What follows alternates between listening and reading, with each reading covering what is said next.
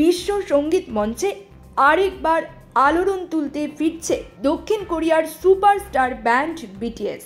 দীর্ঘ 3 বছরের অপেক্ষা শেষে অবশেষে একসঙ্গে ফিরছেন ব্যান্ডের 7 সদস্য RM, জিন, জেহোক, জিমিন, ভি, জাংকুক এবং সুগা। ভক্তদের দীর্ঘ প্রতীক্ষার অবসান ঘটিয়ে তারা ঘোষণা দিয়েছেন নতুন অ্যালবাম ও বিশ্বব্যাপী কনসার্ট ট্যুরের।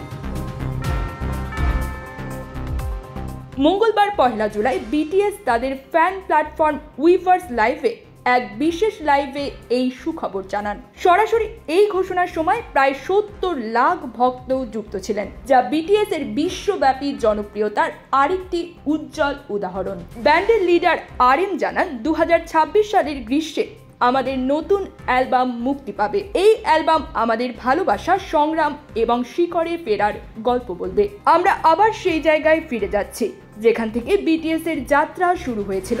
তিনি আরও বলেন, আমরা 7 জন একসঙ্গে নিয়মিত গান তৈরির জন্য কাজ করব। প্রতিটি গানে আমাদের নিজেদের অভিজ্ঞতা ও অনুভূতি ফুটে উঠবে। জাংকুক জানান, অ্যালবামের পাশাপাশি বিটিএস একটি বিশাল বিশ্ব সফরের প্রস্তুতিও নিচ্ছে। তিনি বলেন, আমরা বিশ্বের বিভিন্ন শহরে পারফর্ম করব, ভক্তদের আরো কাছে যেতে চাই, সবাইকে ধৈর্য ধরে অপেক্ষা করতে বলছি।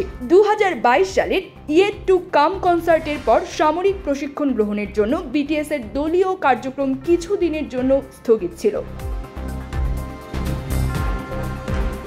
দক্ষিণ কোরিয়ার নিয়ম অনুযায়ী সামরিক দায়িত্ব পালন শেষে আবারও তারা একসঙ্গে মঞ্চে ফিরছেন। ঘোষণার পর থেকেই সামাজিক যোগাযোগ মাধ্যমে বিটিএস ভক্তদের উচ্ছ্বাস ছড়িয়ে পড়েছে। অনেকেই বলছেন, এটি কেবল একটি প্রত্যাবর্তন নয়, এটি এক নতুন যুগের শুরু। News desk, beach Bangla 24।